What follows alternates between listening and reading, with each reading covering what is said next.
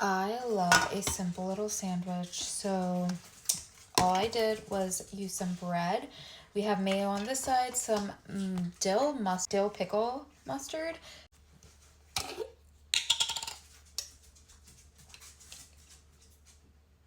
A little bit of that. So this is some ground chicken that I made yesterday. Put that on top.